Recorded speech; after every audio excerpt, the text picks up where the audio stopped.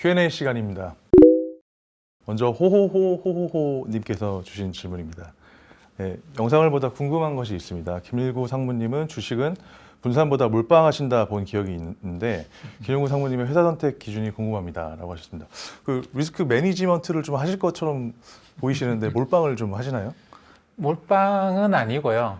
그러니까 주식을 분산해서 투자를 하게 되면 그게 이제 주식 그렇게 하는 것보다는 그냥 지수에 투자하는 게 낫다고 생각을 해요. 그러니까 저도 지수에 투자하는 것도 꽤 있습니다. 꽤 있는데 워렌 버핏의 책을 읽으면서 이게 맞겠다 생각을 한 거죠. 금융 이론에서는 분산 투자가 좋다 이렇게 이야기를 하는데 사실 워렌 버핏이 이야기하는 거는 focused investing이거든요. 그러니까 집중 투자, 몰빵이 아니고 집중 투자. 그러니까 몇 개의 기업을 골라서 거기다가 집중적으로 투자를 하는 게 맞고 그 기업을 계속 내가 알기 위해서 많은 노력을 기울이고 이렇게 하는 게 맞는데 그러니까 이제 그 흔히 듀 딜리전스라고 표현하는 방식으로 하나의 기업을 알기 위해서 내가 많은 노력을 하는 것이죠. 근데 현대 금융 이론에서는 요 부분이 없고요. 모든 걸 다 통계적으로 많이 해석을 합니다. 저는 그게 굉장히 불만이에요. 현대 금융 이론에. 이게 개별 기업의 하나하나를 알기 위해서 들이는 노력을 좀 경시하고 마치 이제 기업을 하나하나 입자로 놓고 요 통계를 막 돌리는 것이죠. 그렇게만 본다고 한다면 이걸 분산시켜야 된다. 뭐 이렇게 이야기할 수 있는데. 그래서 뭐 CAPM이 어떻고 베타가 어떻고 이런 모든 것들이 기업을 하나하나 그냥 입자로 보고 그냥 이걸 적당하게 잘 섞으면 어떤 결과가 나올까 이런 식이에요. 근데 저는 그거보다는 좀 하나하나 개별 기업을 집중해서 내가 좀 노력을 기울여서 좀 보는 게 필요하지 않겠는가라는 생각을 합니다. 그러다 보니까 워렌 버핏 방식의 집중 투자. 그러니까 그런 게 한 5개, 10개 기업을 놓고 집중 투자하는 방식이 훨씬 더 좋지 않겠는가 이런 생각을 하는 거죠. 그럼 뭐 5개에서 10개 기업 뭐 후보군을 추린 다음에 그걸 다 분석을 해서 그 중에 제일 좋은 기업을 뽑아서 거기에 자산 대부분을 넣는다 이렇게 생각을 하면 될까요? 그렇죠. 그리고 또 지수에도 지수 같은 경우 사실상 뭐 오르락 내리락 하는 게 있기 때문에 좀 길게 보고 이게 뭐 경기 침체가 예상될 때가 아니면 그냥 갖고 가는 편입니다. 갖고 가는 편이고 이 5개, 10개 종목은 사실 뭐 여러 가지를 생각하는데 저 같은 경우에는 가장 크게 생각하는 게 이게 이제 지금 사람들의 어떤 스토리, 사람들의 머릿속에 들어가 있는 어떤 사람들이 일반적으로 공감하는 어떤 스토리가 있어요. 나레이티브 같은 게 있는데 이게 이제 올해 같은 경우에는 지난번에 제가 영상으로 한번 말씀드린 것처럼 이게 뭐 갑자기 사람들이 친환경 생각하면 전기차에 꽂혀버린 것이죠. 그러니까 우리가 자연을 너무 파괴하면서 코로나 바이러스가 박쥐한테만 수만 년 또는 수십만 년 동안 박쥐한테 있었던 건데 이게 이제 인간한테 한 100년 전부터 오기 시작했다요. 이게 왜 그렇겠는가? 우리가 자연을 파괴하고 박쥐의 서식지를 없애면서 박쥐가 인간 가까이로 온 거 아닌가? 이런 것 때문에 갑자기 친환경. 그래서 내연기관차 없애자 전기차 바꾸자. 발전소도 친환경 에너지 쪽으로 가자. 그러면서 이제 뭐 작년까지는 이게 크지 않았는데 올해 들어와서 갑작스럽게 테슬라 현상이 생기고 그다음에 뭐 태양광, 수소 에너지 이런 식으로 갑자기 폭발적인 어떤 사람들이 관심을 갖게 되거든요. 그러니까 이 사람들이 이제 그 관심을 갖게 되는데 그게 일시적일 것이냐 아니면 지속적일 것인가. 그거를 저는 이제 스토리 또는 나레이티브 뭐 이렇게 또는 뭐 담론이라고도 표현을 하죠. 그런 것이 지금 사람들한테 얼마나 확산되어 있겠는가. 앞으로 이게 확산되어 갈 것인가. 이런 거를 좀 많이 주목해서 보고 그 속에서 기업들을 뽑으려고 해요. 일반적으로는 저는 개인적으로 그렇게 합니다. 근데 이제 뭐 투자 기법, 투자 전략은 이제 사람마다 좀 다를 수가 있겠지만 뭐 그런 식으로 가치 투자를 하시는 분들도 있을 거고 뭐 수급을 이용한 단타를 치는 방법도 있을 거고 근데 뭐 그러면 가치 투자는 무조건 좋은 것이고 수급 단타는 무조건 나쁜 것이다 이렇게 생각할 필요는 없지 않을까요? 그렇죠. 그러니까 뭐 매일매일 트레이딩 하시는 분들도 그리고 이제 지금도 유튜브 활동을 하시는 슈퍼 개미들 있으시죠? 네. 근데 그분들의 패턴을 보면 사실 저랑 그렇게 다른 거는 아니에요. 네. 근데 그날이죠. 그날. 지금 이 시점에서 사람들이 여기에 몰리겠는가를 판단합니다. 그래서 이제 가령 어떤 뭐 대통령 선거가 있다 그러면 뭐 누구 관련주 이런 것들이죠. 그러니까 사람들이 지금 관심을 갖고 있는 사람이 이만큼인데 이게 어떤 뉴스를 타고 하면서 관심이 이렇게 폭발적으로 증가할 것인가를 보는 건데 이걸 이제 굉장히 좀 짧게 보는 것이고 저는 좀 길게 보는 것이고 그런 차이죠. 그렇기 때문에 이게 이거 말고 또 이제 워렌 버핏 방식은 좀 다릅니다. 이건 아주 깊숙하게 들어가는 건데 근데 제가 보니까 워렌 버핏도 아주 다르지는 않아요. 아주 다르지는 않고 이게 시대의 흐름, 그러니까 그 나레이티브라고 하는 걸 좀 더 길게 보는 것이죠. 그래서 지금은 워렌 버핏 포트폴리오 안에도 애플이 절반 이상이든 같은 게 굉장히 많아요. 이게 뭐 지금 굉장히 비중이 많이 늘어나 있는데 그것처럼 모든 투자자들은 뭐 저를 포함해서 아니면 또 단타를 하는 투자자들이든 아니면 워렌 버핏 같은 투자자들이든 어떤 사람들이 그렇지 않은 주식이라고 사람들이 관심 없으면 아무리 좋은 기업은 뭐 하겠습니까? 사람들이 관심을 가져줘야 되거든요. 100명이 관심을 갖고 있을 때 주가는 이건데 1000명, 10,000명, 10만 명이 관심을 가지기 시작하면 주가가 올라가는 거는 뭐 이건 인간 세상에서는 너무나 당연한 현상입니다. 그래서 저는 이걸 가장 기본적으로 봐요. 지금 사람들이 무엇에 관심을 가지려고 할 것인가. 경기 사이클 요 정도 되면 앞으로 경기 이렇게 움직여가면 사람들이 이런 관심을 갖게 되지 않겠는가. 그런데 집중을 하는 것이죠. 네, 말씀 잘 들었습니다. 네, 다음은 들깨님께서 주신 질문입니다. 이제 비트코인 관련해서 질문을 주셨는데 예전에 한 달 반 정도 전에 이제 Q&A 영상에서 한번 말씀을 해주신 적이 있었는데 요즘도 뭐 2017년 이후로 비트코인이 이제 최고가 기록을 쓰고 있습니다. 현재 뭐 2,200만 원에 달하는 약 2만 달러 선까지 오르고 있는데 영상이 나가는 시점에는 뭐 2만 달러를 넘을 수도 있고 뭐 그럴 가능성도 있습니다. 근데 이제 예전에는 뭐 미국에서 이제 비트코인의 선물 거래를 허용하고 있고 하지만 뭐 정확하게 제도가 된 건 아니기 때문에 조금 보수적으로 봐야 될 필요가 있다라고 얘기를 하셨고 금같이 이제 공급이 제한적인 뭐 그런 거를 모두가 인정하는 상황이 온다면 대체 투자 자산으로 뭐 볼 가능성도 있다라고 얘기를 해주셨습니다. 지금도 같은 견해이신가요? 그렇죠. 그 지난번에도 여러 가지 말씀을 드렸는데 사실 지금 비트코인 가격이 올라가는 건 뭐 여러 가지 시각으로 일단 봐야 돼요. 그러니까 올해 가장 큰 게 뭐냐면 선물 거래를 하기 시작했다라는 거하고 미국에서 또 한 가지는 이 선물 거래를 하기 시작했다라는 거 제도권에 들어와서 한번 검증을 시작한 거예요. 검증을 시작한 거고 또 한 가지 큰 거는 이 중국이 디지털 화폐, 그러니까 이걸 이제 중앙은행이 전적으로 중앙은행 서버에서 관리하는 디지털 화폐라 그래가지고 이걸 이제 센트럴 뱅크 디지털 커런시라고 부릅니다. CBDC라고 부르든가 뭐 그렇게 하는데 이게 나오면서 이거에 대항마로 그러면 미국은 그러면 디지털 달러를 안 할 거냐, 디지털 위안화를 하는데 미국은 디지털 달러를 안 할 거냐, 미국도 할 거다라는 겁니다. 근데 중국은 이제 뭐 사회주의 국가고 원래 중앙 집권적인 국가이기 때문에 중앙은행이 이 모든 것들을 다 관리하겠다라는 거예요. 그러니까 모든 데이터는 중앙은행의 서버로 들어가야 되는 그런 그러니까 일종의 그런 이제 화폐인데 중앙 집권화된 화폐죠. 근데 미국이라는 사회가 자유부터 시작을 하는 이 미국이라는 사회가 그런 방식은 아니지 않겠는가. 그러면 그렇다고 해서 디지털 화폐는 해야 되겠고 어떻게 할 것이냐. 이런 고민들을 하면 사람들이 그러면 기존의 성공적인 디지털 화폐를 기반으로 해서 갈 것이다라고 하는 생각 때문에 기존에 가장 성공적이었던 이 비트코인 가격이 올라가기 시작을 하는 것이죠. 그래서 요거는 미국 중앙은행에서 미국 연준에서도 뭐 리포트들도 나왔고 그리고 연준의 주요 인사들도 그런 이야기를 했습니다. 우리도 해야 되지 않겠는가라는 이야기를 해왔고 그 과정에서 비트코인 가격이 저점을 찍고 이렇게 올라오는 움직임이 분명히 나타나요. 그 아까 말씀드렸던 또 하나는 이제 선물 거래를 했는데 작년부터 했던가? 그렇죠. 근데 선물 거래라는 것 자체가 이제 이 검증을 해보는 겁니다.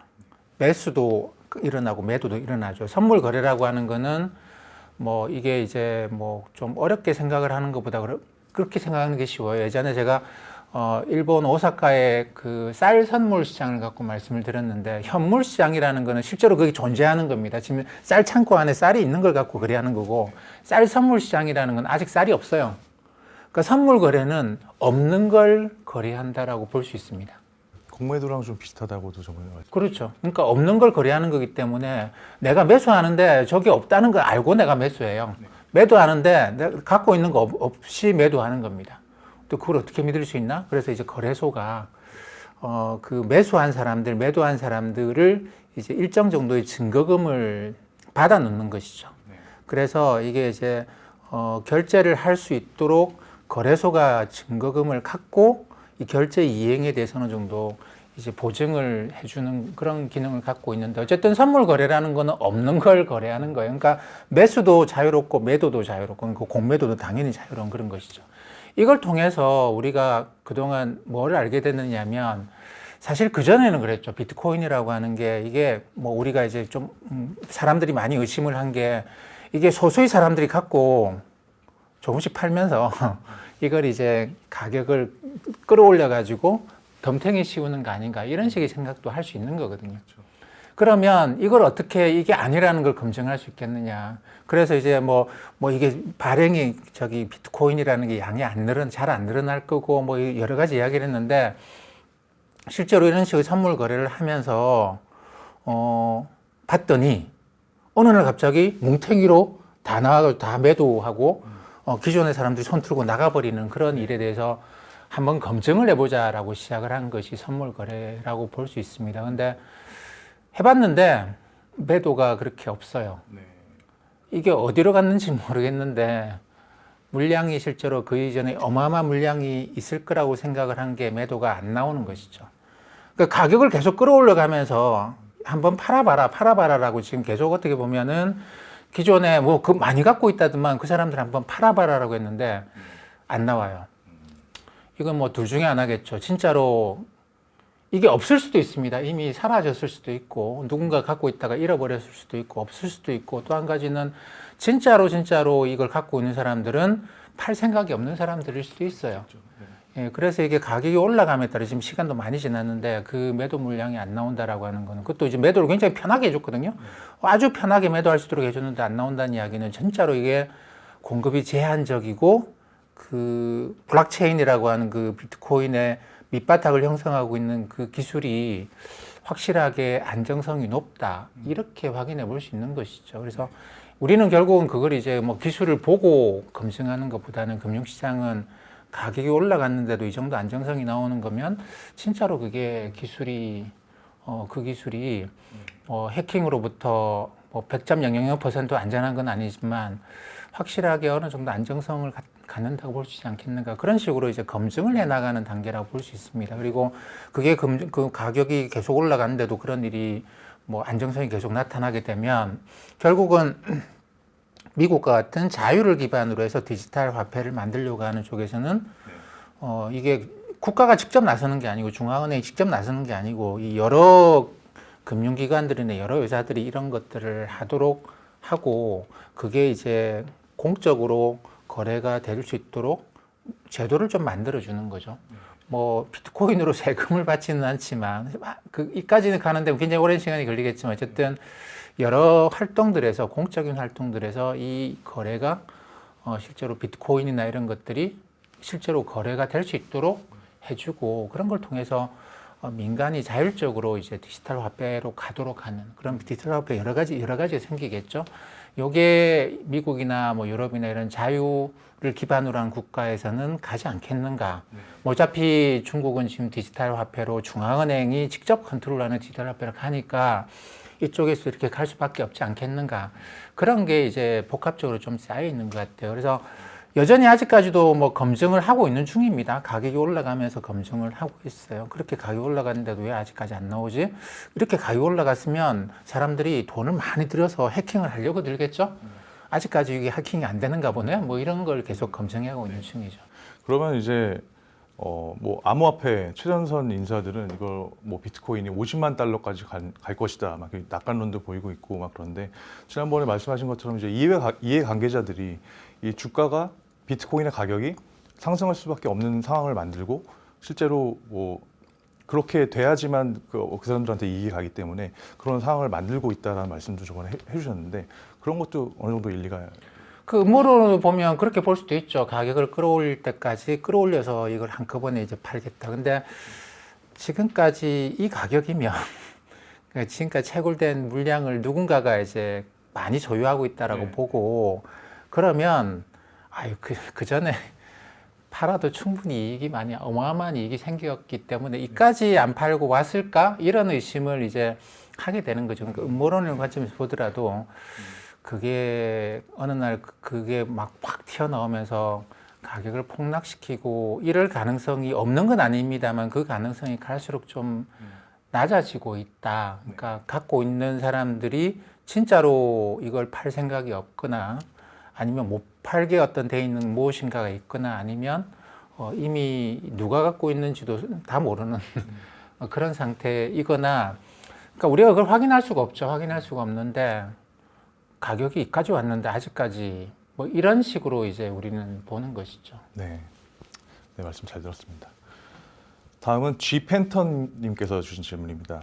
지난번 Q&A 영상에서 이제 화이자랑 모더나의 CEO들이 자기 주식을 처분했다고 이제 이런 말씀을 드렸었는데 이제 예정된 절차에 따른 매각 일정이었다 이렇게 얘기를 하고 있는데 그러면 예전에 나는 언제 주식을 매각을 하겠다라는 일정을 정해놓고 그 전에 일부러 뭐 주가가 상승할 만한 그런 뭐 뉴스를 터뜨린다거나 공시를 내 가지고 평가액을 높인 다음에 주식을 매각했다 이렇게 볼 수도 있는 건가요? 뭐 여러 가지로 생각해 볼 수 있는데 미국의 경우에는 만약에 이제 그런 식으로 했다고 한다면 그러니까 주식에서 이제 그 일반 투자자들을 속여서 내가 알고 있는 무슨 정보를 갖고 일반 투자자들을 속여서 어떤 행동을 했다라고 하면은 그 사람 인생이 완전히 날아갑니다. 완전히 날아갑니다. 우리나라처럼 경제사범에 대해서 미국은 관용을 베푸는 게 아니고 그 사람을 완전히 파멸시켜버립니다. 그렇기 때문에 제가 볼 때는 그렇게 수를 썼을 것 같지는 않아요. 가령 이제 뭐 파이자나 모더나가 임상 1상 결과를 내놨고 임상 2상, 3상을 진행하고 있는 거는 누구나 다 알죠. 그죠? CEO도 그건 다 압니다. 근데 CEO도 모르는 건 뭐냐면 그 임상 결과가 어떤 데이터가 나올지 몰라요. 근데 그 임상 결과의 데이터를 CEO가 속인다. 이거는 또 이게 그러면 뭐 저기 다른 연구원들은 가만히 있겠느냐라는 것이죠. 이 사람들이 들고 일어나면 역시 마찬가지로 이 CEO 인생은 완전히 파멸을 겪게 돼요. 왜냐하면 이 사람이 증권 가격을 주가를 끌어올려서 자기는 빨리 팔고 나가려고 그런 행동을 했을 것이다. 이 동네 사람들이 가만히 있을 것 같지는 않죠. 그죠? 그러면 어차피 파멸이에요. 그러니까 그런 인생이 완전히 파멸을 겪을 위험을 감수하면서 굳이 그런 행동을 했을까? 저는 그렇게 생각 안 합니다. 그러니까 이제 자기 일정에 맞춰서 했고 그 과정에서 이게 임상 3상 결과가 어떻게 나올지 모르겠고 임상 1상 결과가 어떻게 나올지 잘 모르는데 자기는 그게 잘 나올 거라고 생각을 확신을 하고 간 것이죠. 근데 그거는 개인적인 기대고 물론 뭐 그 이전에 자기가 데이터를 알고 있는 게 있는데 잘 나올 거야. 이건 잘 나올 수밖에 없어. 이런 식의 생각을 하고 한 것까지 우리가 뭐라고 할 수는 없어요. 예, 그거는 내가 그 주식을 그 전에 산 사람들은 다 그 생각을 하고 산 거거든요. 그럼 이 사람들도 다 처벌받아야 그건 아니기 때문에 개인적으로 어떤 믿음을 갖고 행동을 한 것에 대해서는 우리가 거기에 대해서는 뭐라고 할 수가 없죠. 그래서 근데 이제 이게 아주 엄격한 나라가 있습니다. 아주 엄격한 나라가 있고 굉장히 좀 관대한 나라가 있는데 우리나라는 굉장히 관대한 나라에 속한다고 봐야 되겠고 물론 뭐 이 법이 적용하는 범위 안에서 이야기하는 것이고 탈법적이다 제가 그런 말씀을 드리는 게 아니에요. 법을 해석하는데 좀 유연하게 해석하는 또는 이제 굉장히 엄격하게 해석하는 게 있는데 전에 한번 영상에서 그런 말씀 드렸습니다만 우리나라는 가급적 주식시장을 기업의 자금 조달 창구로 해석하는 경향이 강합니다. 그렇기 때문에 이 해석할 수 있는 영역에서 가급적 이 주식을 발행한 기업한테 유리한 방식으로 해석하려고 해요. 왜냐하면 주식시장은 기업의 자금 조달 창구로 생각하기 때문에. 근데 미국은 주식시장을 투자자들이 재산을 증식하는 시장으로 봅니다. 그러다 보니까 이 기업이 또는 CEO가 뭐 내부자가 하는 행동에 대해서 굉장히 엄격하게 생각합니다. 그래서 이제 이 잘못했다가는 이 사람의 인생이 완전히 파멸을 겪도록 하는 것이죠. 왜냐하면 투자자들을 위해서. 그런 각도에서 본다고 한다면 미국의 이런 공시나 내부자 거래 이런 것에 대해서는 저는 그 믿어도 좋다고 생각을 해요. 네, 충분히 답변이 된 것 같습니다. 오늘도 좋은 말씀 감사드립니다. 감사합니다.